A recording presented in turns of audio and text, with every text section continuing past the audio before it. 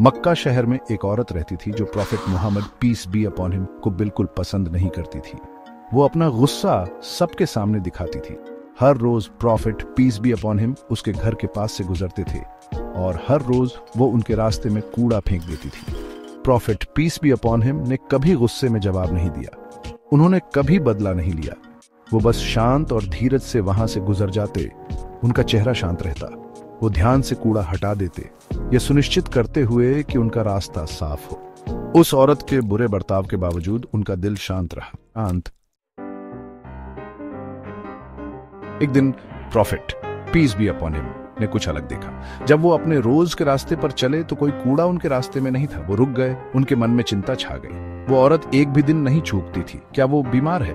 उन्होंने उस औरत के बारे में पता करने का फैसला किया। उसके घर के पास पहुंचकर उन्होंने धीरे से दरवाजा खटखटाया।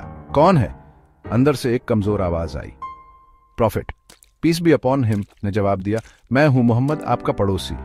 मैंने देखा कि आप आज ठीक नहीं हैं और जानना चाहता था कि क्या आपको किसी चीज की जरूरत तो नहीं। वो औरत हैरान रह गई। उसने उनसे कभी दया की उम्मीद नहीं की थी।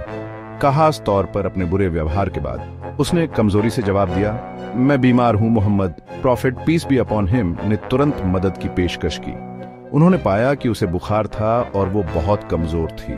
उन्होंने उसे आराम से लेटने में मदद की और पानी पिलाया। उन्होंने उसका घर साफ किया और सादा खाना बनाया। वो कुछ देर उसके पास रुके, ये सुनिश्चित करते हुए कि वो आराम से हो। वो औरत उनकी दया से भावुक हो गई और रोने लगी। Prophet peace be upon him की दया ने उस औरत को बहुत प्रभावित किया। उसे उसके बुरे व्यवहार के बाद भी किसी ने इतनी परवाह और सम्मान नहीं दिखाया था। दया के इस साधारण काम ने उसे बदल दिया। उसने उसी दिन इस्लाम धर्म कबूल कर लिया। Prophet peace be upon him के कामों में दिखाई देने वाले धर्म की सच्चाई और खूबसूरती को पहचान लिया। ये कहानी हमें दया की ताकत सिखाती है।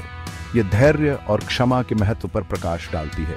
यह हमें दिखाती है कि जरूरतमंदों की मदद करना, चाहे उन्होंने हमारे साथ गलत ही क्यों न किया हो, एक गहरा प्रभाव डाल सकता है। Prophet peace be upon him की दया हम सभी के लिए एक उदाहरण है।